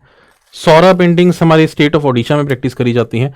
तो आपको बेसिकली जब आर्ट एंड कल्चर को रीड करना है तो आपका फोकस होना होगा फोक एरियाज के ऊपर। दैट इज फोक डांसेस कहाँ पे कौन से हैं, फोक पेंटिंग्स कहाँ पे हैं, फोक म्यूजिक कौन सी स्टेट का कौन सा है, तो बहुत डोमिनेंट थीम्स नहीं पूछ रही है एचसीएस इन एरियाज में से, रादर जो लोकल लेवल पे उन थीम्स की जो इंपॉर्टेंस है उसको पूछा जा रहा है। ओके, नेक्स्ट क्वेश्चन देखते हैं हमारा। Rise of Pratiharas under king Mihir Bhoj establish, इसको क्रोनोलॉजी में आपको अरेंज करना है। Establishment of Pallava power under Mahendra Varman, Pala dynasty founded by Gopal, establishment of Chola power by Parantaka one. तो ये क्वेश्चन आसान क्वेश्चन है, इसको में आपको एक बेसिक क्रोनोलॉजी पता होनी चाहिए कि एंशिएंट मिडीवल में किस तरीके से चीजें मूव करी। तो एज वी नो कि पल्लवास जो थे वो 570 से 630, जो महेंद्र वर्मन था उनका टाइम पीरियड 570s में शुरू होता है, and he was a competitor of Pulak casein, तो ये सबसे पहले आएंगे। उसके बाद पाला डायनेस्टी फाउंडेड बाय गोपाल, जो पालास थे वो 750 में गोपाल्स को उन्होंने एक अपने लीडर के रूप में इलेक्ट किया था। ये इनको इलेक्ट किया गया था ताकि अनार्की को उस एरिया में से खत्म किया जा सके। Then rise of Pratiharas under king Mihir Bhoj, और उसके बाद चोला एम्पायर। तो बेसिकली हमने ये देखा था कि अर्ली मिडीवल में 3 एम्पायर्स फॉर्म हुई थी, गुर्जर प्रतिहारास, पालास और राष्ट्रकूतास। तो ये जो दोनों हमारे टाइम पीरियड हैं, that is Gopal who was the founder of Palas we can say, और प्रतिहारस के किंग थे मिहिर भोज, वो अर्ली मिडीवल में आए थे। और जो चोला पावर थी वो रीस्टार्ट होती है 900 के आसपास, 900 से 1200 एडी में ये पावर डोमिनेट कर रही थी। सो अगेन सिंपल क्वेश्चन, अगर आपने बेसिक चीजों को कवर किया है एंशिएंट और मिडीवल में तो आप इस क्वेश्चन को आंसर कर सकते हैं। ओके, नेक्स्ट क्वेश्चन है हमारा, कंसीडर द फॉलोइंग स्टेटमेंट्स। इसको क्रोनोलॉजिकल ऑर्डर में अगेन आपको करना है। सेकंड राउंड टेबल कॉन्फ्रेंस कब हुई, रॉलेट एक्ट, दांडी मार्च और डेथ ऑफ जतिन दास। तो अगेन एक सिंपल क्वेश्चन है, Rowlatt act as we all know कि 1919 में आया। जो सेकंड राउंड टेबल कॉन्फ्रेंस थी वो आफ्टर सिविल डिसोबीडियंस मूवमेंट का जब फर्स्ट फेज खत्म हो गया था उसके बाद आई थी वो, दैट इज 1931, जिसमें गांधी जी ने भी पार्टिसिपेट किया था। देन वी नो कि जो दांडी मार्च था वो उससे पहले हुआ था, दांडी मार्च 1930 में हुआ था। डेथ ऑफ जतिन दास, जिन्होंने भगत सिंह के साथ एक हंगर स्ट्राइक को फॉलो किया था, और इस हंगर स्ट्राइक में भगत सिंह ने उस टाइम पे वर्ल्ड रिकॉर्ड क्रिएट किया था 117 डेज का हंगर स्ट्राइक का, जो कि दुनिया में अभी तक किसी ने नहीं किया था। और इस हंगर स्ट्राइक में अनफॉर्चुनेटली जतिन दास जी की डेथ हुई थी after the 63 days into fasting. So again dominant themes ही हैं हिस्ट्री के ये, जिनको आप जनरली कवर करते हैं अगर आप सिलेबस अच्छे से कवर कर रहे हैं। ओके, नेक्स्ट क्वेश्चन देखते हैं। इन letter Vedic period the term Bali denoted sacrifice powerful landlords tax revenue. तो बलि जो कि अर्ली मिडिवल पीरियड में एक आपकी ऐसी ऑफरिंग हुआ करती थी जो कि आपके ऊपर बाध्य नहीं है, वो वॉलंटरी हुआ करती थी। It became a sort of compulsion in the later Vedic period, so it came to be known as a tax, जो कि कंपल्सरी हो गया था। Ashtapada in ancient India refer to chess, so chess को अष्टपदा बोला जाता था। फिर चेस को उसके बाद हमने देखा कि चतुरंगा बोला जाने लगा गुप्ता टाइम पीरियड में। पर्शियंस ने चेस के लिए एक और नाम को यूज किया था, दैट इज शतरंज, जो कि आजकल काफी कॉमनली यूज किया जाता है। नेक्स्ट क्वेश्चन है हमारा, अगेन पर्सनैलिटी से रिलेटेड। डॉक्टर धोंदो केशव कारवे, लक्ष्मण नायक, मतांगिनी हजरा और सच्चिदानंद हीरानंद वत्स्यान। तो हमने मतांगिनी हजरा को अभी ऑलरेडी पहले पढ़ा था। हमने देखा था कि क्विट इंडिया मूवमेंट के टाइम पे पुलिस स्टेशन के ऊपर जब अटैक हुआ था तो शी डाइट, तो she was called as old Gandhi. तो यहाँ पे जो हमारे सी है, सी के साथ हमारा टू कनेक्ट होगा, तो इसी से हमारा जो स्टेटमेंट है वो answer we are able to reach. बाकी हमें वी नो कि जो डॉक्टर कारवे थे उन्होंने वुमेन मूवमेंट में काफी ज्यादा काम किया था, उन्होंने वुमेन यूनिवर्सिटी को फॉर्म किया था। सो ए इज 4। अगर आपको A4 पता है तो भी आप इस क्वेश्चन को सॉल्व कर सकते हो। You need not know all the options, even आप बेसिक अंडरस्टैंडिंग के साथ बेसिक जो क्रोनोलॉजी इवेंट्स की थी उसको अगर आप कवर भी कर रहे हैं तो भी इस क्वेश्चन को आप कवर कर सकते हैं, सॉल्व कर सकते हैं। नेक्स्ट क्वेश्चन तांत्या टोपे के ऊपर, अगेन एक पर्सनैलिटी बेस्ड क्वेश्चन है। तांत्या टोपे का जो असली नाम था वो था रामचंद्र पांडुरंग राव। वो बिल्कुल ठीक बात है, क्योंकि जो तात्या टोपे है इसका बेसिकली मीनिंग था आर्मी जनरल या फिर कमांडिंग ऑफिसर। तो ये इनका रियल नेम नहीं था, कमांडिंग ऑफिसर को तात्या बोला जाता था। Okay, next, in Bithoor he came into contact with Nana Sahib and Moropant तांबे। ये नाना साहिब के एक लाइफ लॉन्ग कंपेनियन बने, जिसमें इन्होंने नाना साहिब को काफी हेल्प करी। स्ट्रगल में against Britishers during the 1857 revolt. He belong to Yeola in Maharashtra. He led a rebellion in Madhya Pradesh and Rajasthan. तो ये चीज गलत है, इन्होंने मध्य प्रदेश और राजस्थान में नहीं, रादर कानपुर में नाना साहिब के साथ और ग्वालियर में विद रानी लक्ष्मीबाई इन्होंने ब्रिटिशर्स का सामना किया था. ओके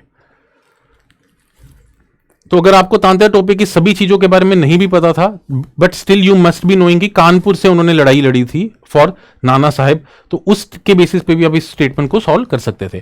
तो अब 2019 का पेपर देखते हैं. जैसे हमने 2022 का री एग्जाम देखा तो यहां पे भी 4 या 5 क्वेश्चन ऐसे थे जिसको आप छोड़ सकते हो. उसके अलावा अगर आपने हिस्ट्री को कवर किया है, आपने प्रैक्टिस को किया है, तो आप हिस्ट्री का जो पोर्शन है उसको अच्छे से उसमें से मार्क्स को फेच कर सकते हो. 2019 में जो पेपर था वो उतना एनालिटिकल नहीं था. वो पहले का जो एचसीएस का जो इस टाइम पे काफी सालों बाद ये एचसीएस का एग्जाम जब कंडक्ट हुआ था, तो यहाँ पे डायरेक्ट क्वेश्चंस ज्यादा थे, एनालिटिकल क्वेश्चंस कम थे, जो कि हमने 2022 और 23 में देखे. मैं एक्सपेक्ट कर रहा हूं कि जो आपका अपकमिंग एग्जाम है 2024 में, तो उसमें जो एनालिटिकल क्वेश्चंस की जो स्टैंडर्ड है वो और भी ज्यादा इंक्रीज होगा, क्योंकि एचसीएस ने अपने आप को ईयर बाय ईयर इवॉल्व किया है, be it mains examination, be it prelims examination. Okay आगे देखते हैं. Under which viceroy was the Indian universities commission set up in 1902. तो लॉर्ड कर्जन इन्होंने इंडियन यूनिवर्सिटी कमीशन को, जिसको राले कमीशन भी बोला जाता था, उसको सेटअप किया था. एक डायरेक्ट क्वेश्चन है. नेक्स्ट है, इनमें से कौन सा मॉन्यूमेंट वर्ल्ड हेरिटेज साइट नहीं है? तो एक ऑप्शन है जंतर मंतर इन दिल्ली. तो वर्ल्ड हेरिटेज साइट ऐसी साइट होगी जिसको आप कंजर्व कर रहे हैं, प्रिजर्व करके चल रहे हैं. जंतर मंतर दिल्ली, यहां पे तो बहुत बार धरना लगता है. एज वी नो कि जब अन्ना मूवमेंट थी अन्ना हजारे की, तो भी जंतर मंतर को बहुत ही ज्यादा ऑफनली वहां पे धरना लगाया जाता था. तो ये एक वर्ल्ड हेरिटेज साइट नहीं हो सकती. So option D is answer. Next है, in which edict Ashoka named in person and not by his usual title of Devanampriya. तो अशोक के ऊपर बेसिकली क्वेश्चंस एचसीएस ने कंटिन्यूसली पूछे हैं. 2023 में भी हमने देखा कि अशोक के ऊपर क्वेश्चन पूछा गया था, 2 बार क्वेश्चन पूछा गया था. 2019 में भी अशोक के ऊपर क्वेश्चन पूछा गया है. तो यहां पे मस्की जो एडिक्ट है वहां पे अशोक का जो नाम है वो अशोक मेंशन किया गया है.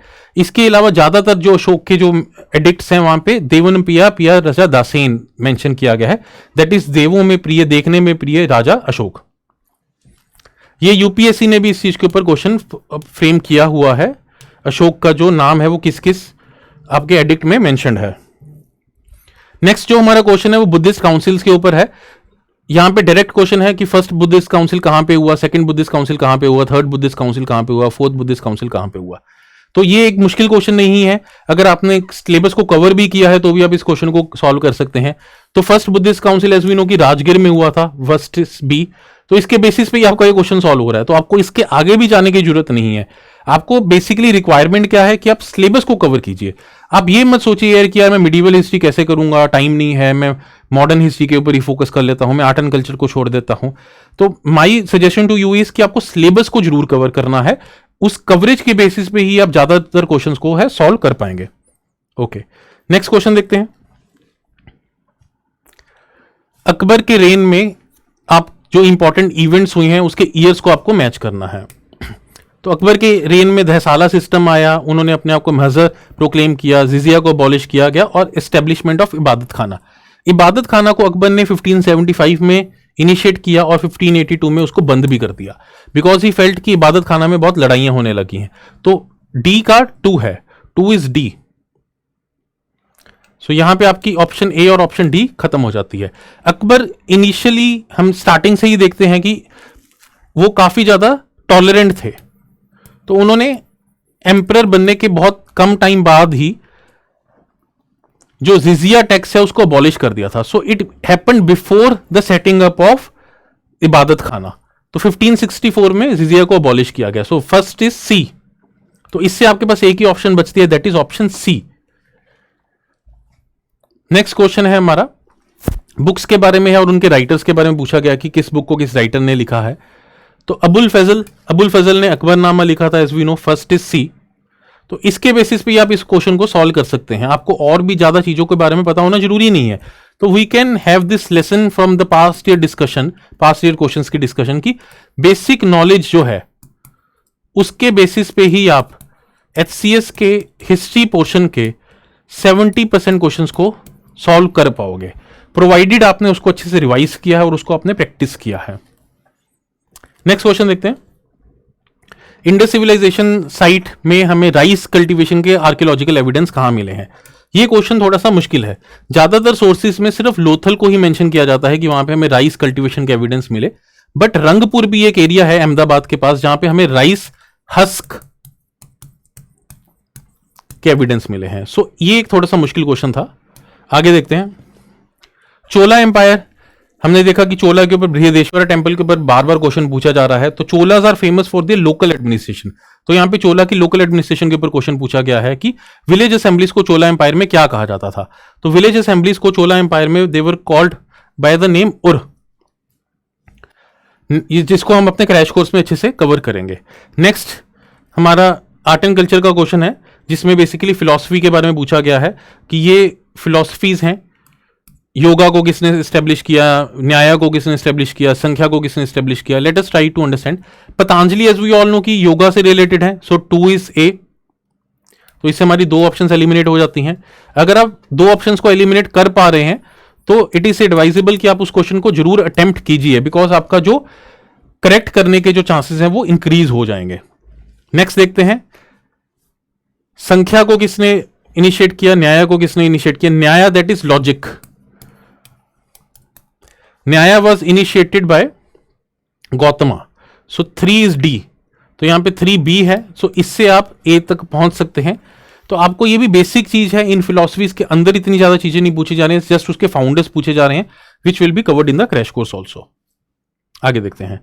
गुरु Nanak ji, biographical information. Guru Nanak Dev is available from which major source? Adi Granth, जन्म सखी, ज्ञान रत्नावली एंड दसम ग्रंथ। तो गुरु नानक देव जी के टाइम तक आदि ग्रंथ नहीं लिखा गया था। आदि ग्रंथ was written by 5th Sikh गुरु, दसम ग्रंथ was written by 10th Sikh Guru.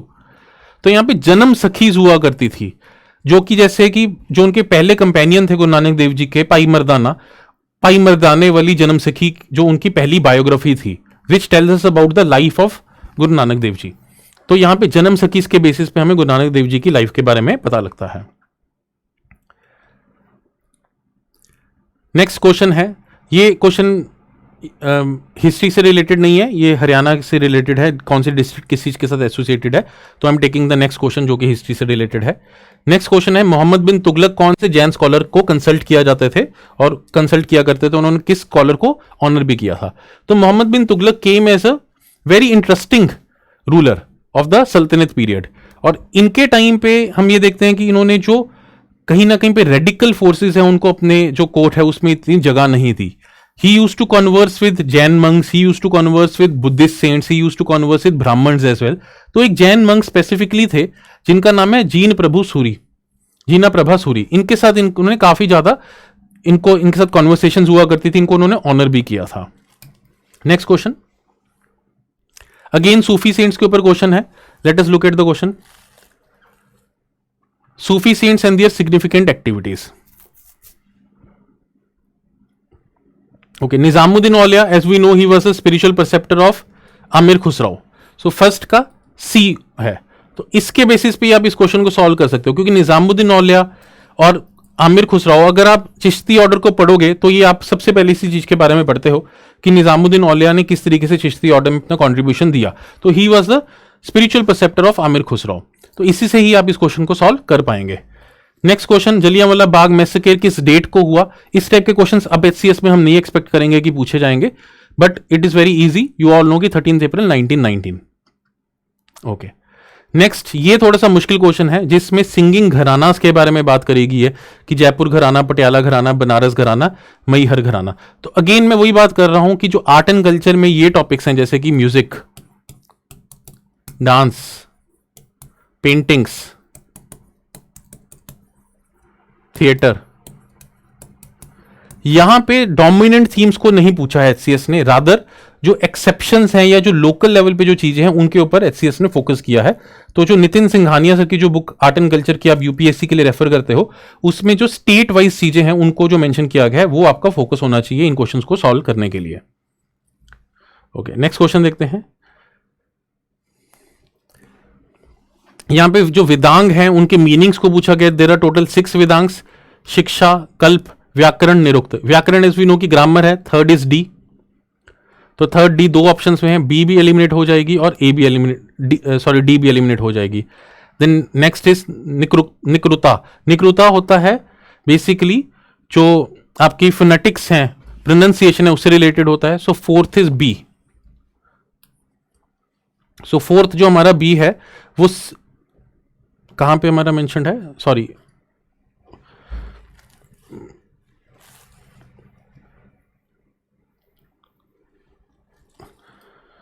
Fourth is C, sorry Nirukta is etymology meaning of words. ये मैं थोड़ा कंफ्यूज हो गया था, I am very sorry for this. Vyakarana is grammar और निकृता जो होता है वो मीनिंग ऑफ वर्ड्स के बारे में जो बात करी जाती है।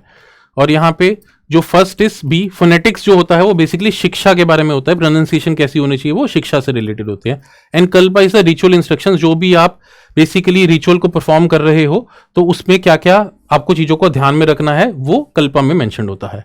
नेक्स्ट पूना सार्वजनिक सभा, इसमें यहाँ पे ईयर पूछा गया है। अगेन इस टाइप के क्वेश्चन हम एचसीएस में अब नहीं एक्सपेक्ट कर रहे, बट अगेन सिंपल क्वेश्चन था। 1870 में इस पूना सार्वजनिक सभा को एस्टेब्लिश किया गया था। नेक्स्ट है रिवोल्ट ऑफ 1857 से रिलेटेड, यहाँ पे डाइवर्स सोशल पार्टिसिपेशन थी, बिल्कुल ठीक है भाई।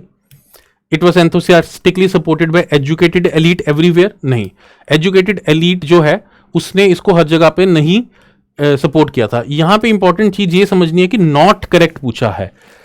यूपीएससी में इस चीज को ज्यादा यूज किया जाता है, एचसीएस में इतना ज्यादा यूज नहीं किया जाता, बट फिर भी आपको ध्यान देना है कि नॉट करेक्ट वाली जो चीज है वो आपका गलत ना हो जाए। अगर एक सिंगल क्वेश्चन भी आपका ऐसे गलत हो रहा है तो भी it is a drain on your marks. तो B is the statement which is not correct. यहां पे ये कम्युनल यूनिटी को सपोर्ट करता था, उसका सिंबल था, बिल्कुल सही बात है। हिंदू मुस्लिम सिख सबकी पार्टिसिपेशन थी यहाँ पे। It was limited to northern India only, बिल्कुल, क्योंकि साउथ इंडिया में बहुत मेजर सेंटर्स नहीं बने थे related to 1857 revolt. Supreme court at Fort William in Calcutta was established by, ये ऑलरेडी पहले क्वेश्चन पूछा जा चुका है, Regulating Act of 1773। Next question हमारा क्रोनोलॉजी बेस्ड है, चंपारण सत्याग्रह कब हुआ, 1917 में। ये क्वेश्चन में थोड़ी सी दिक्कत थी तो मैं इसको पूरे तरीके से सॉल्व नहीं कर रहा हूं, यहाँ पे स्टेटमेंट में थोड़ी सी इशू था। I am moving to next statement. मुश्किल क्वेश्चन नहीं था, आप लोग कर सकते हो इसको। नेक्स्ट है हमारा किंग्स हैं, उनको उनके डायनेस्टीज के साथ जोड़ना है। राजेंद्र हमने ऑलरेडी पढ़ा है कि he was associated with Chola empire. Then Mahendra Varman Pallavas के साथ एसोसिएटेड थे, ये एचसीएस के ही प्रीवियस क्वेश्चंस में हमने देखा है। Amoghavarsha was a Rashtrakuta king and Vishnuvardhana was a Hoysala king. So statement A यहां पे ठीक बनती है। नेक्स्ट अगेन संगम लिटरेचर से क्वेश्चन रिलेटेड है। संगम लिटरेचर में दो इंपॉर्टेंट एपिक्स हैं, जिनमें से जो एक इंपॉर्टेंट एपिक है वो है सिलापट्टिकरम। सो सिलापट्टिकरम के राइटर के बारे में क्वेश्चन है। It was not a difficult question, अगर आपने सिलेबस को अच्छे से कवर किया है तो इसको आप बहुत आराम से सॉल्व कर सकते हो। That is Ilango Adigal. Next question है हमारा दादाभाई नौरोजी से रिलेटेड। दादाभाई नौरोजी ने रेन ऑफ वेल्थ की थ्योरी किस बुक में मेंशन करी थी? उस बुक का नाम था poverty and un British rule. यहां पे वर्ड अन ब्रिटिश उन्होंने क्यों यूज किया? वो क्या ब्रिटिश रूल नहीं था? वो तो ब्रिटिश रूल ही था जिसकी वजह से पॉवर्टी हुई है, उसी को उन्होंने अपनी बुक में दिखाया था। बट इस बुक के थ्रू वो ये कहना चाहते थे कि ब्रिटिश रूल के कुछ ऐसे टेंडेंसीज हैं which are un British in character. He was trying to say कि आप वैसे तो हमारे लिए बहुत बेनिफिशियल रहे हो, आपका रूल हमारे लिए बहुत अच्छा है, आप बेनेवोलेंट हो, बट आपके रूल में कुछ ऐसी चीजें हैं जो आपके कैरेक्टर को सूट नहीं करती, which are un British in nature, which has led to poverty in India. So एक डिप्लोमेटिक वे ऑफ उनका सेइंग था, ये टाइटल ही काफी डिप्लोमेटिक था, जिसमें उन्होंने ब्रिटिश रूल को पॉवर्टी के लिए जिम्मेदार भी ठहराया, बट साथ साथ ये भी कहा कि वो बेसिकली आपका जो नॉर्मल रूल करने का तरीका है उससे अलग है, it is un British in nature. Next question देखते हैं। Gandhi ji famous Dandi march in 1930 heralded the start of which movement? So यहां पे एज वी ऑल नो कि डांडी मार्च जो कि 24 दिनों तक चला था, उसके बाद सिविल डिसोबीडियंस मूवमेंट को लॉन्च किया गया था। So a simple question. So this was a discussion on previous year questions of HCS examination. Stay tuned for more videos. हम देख सकते हैं कि बहुत मुश्किल पेपर नहीं था, पेपर आपका अटेम्प्ट किया जा सकता है, ज्यादातर क्वेश्चंस को आप अटेम्प्ट कर सकते हो। हम क्रैश कोर्स के थ्रू आपके काफी पोर्शंस को कवर करने की कोशिश करेंगे। इसके अलावा वी एक्सपेक्ट कि आप टेस्ट सीरीज को फॉलो कीजिए, आप ज्यादा से ज्यादा क्वेश्चंस की प्रैक्टिस कीजिए ताकि आपकी जो सक्सेस की जो जर्नी है वो आसान बन पाए। So thank you so much, have a good day.